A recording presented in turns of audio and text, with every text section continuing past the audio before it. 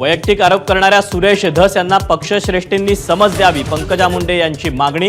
तर पंकजांची पक्षश्रेष्ठींकडे लेखी तक्रार करणार, सुरेश धस यांचा इशारा.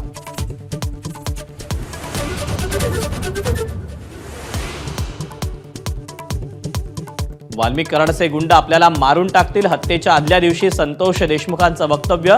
पत्नी अश्विनी देशमुखांचा जबाबात दावा. विष्णू चाटेचा फोन आल्यावर देशमुखांकडून भीती व्यक्त.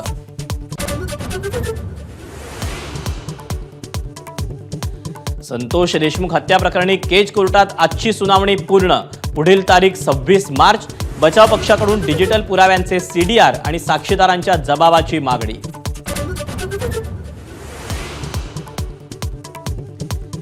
धनंजय देशमुखांचा साडू दादा खिंडकरांच्या मारहाणीचे 2 व्हिडिओ समोर.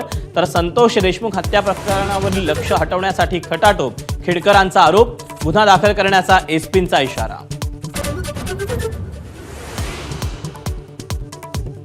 संतोष देशमुख हत्याकांडातील फरार आरोपी कृष्णा आंधळे नाशिकमध्ये असल्याचा स्थानिकांचा दावा. नाशिक पोलिसांकडून सर्च ऑपरेशन.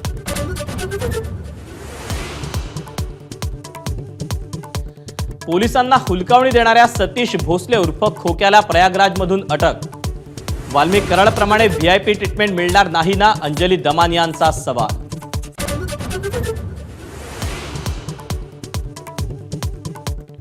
प्रशांत कोरटकरला कोल्हापूर सत्र न्यायालयाचा 17 मार्च पर्यंत अटकेपासून दिलासा.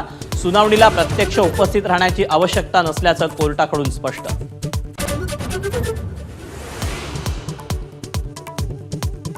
सरकारनं लाडक्या बहिणींना फसवल्याचा विरोधकांचा आरोप. 27 लाख बहिणींना योजनेतून वगळल्याचा दावा. तर सरकारची नियत ठीक नसल्याचा आरोप करत विरोधकांचा सभात्याग. शक्तीपीठ महामार्गाविरोधात 12 जिल्ह्यातल्या शेतकऱ्यांचा सत्ताधारी मंत्र्यांना जिल्हाबंदीचा इशारा. तर शिंदेंनी प्रकल्प रद्द केला, पण फडणवीसांनी जीवदान देत विश्वासघात केल्याचा आरोप. विरोधकांकडून स्थगन प्रस्ताव.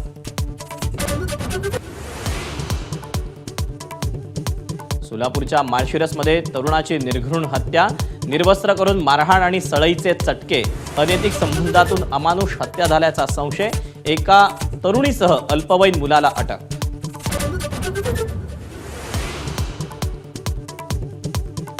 होळी, धुलीवंदन आणि रंगपंचमी निमित्त मुंबई पोलिसांकडून नियमावली जाहीर. पादचाऱ्यांवर रंग, पाण्याचे फुगे फेकल्यास होणार कारवाई.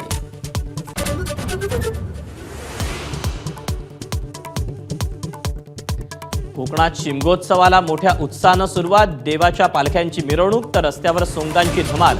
महिषासूर आणि संकासुरांची दहशत.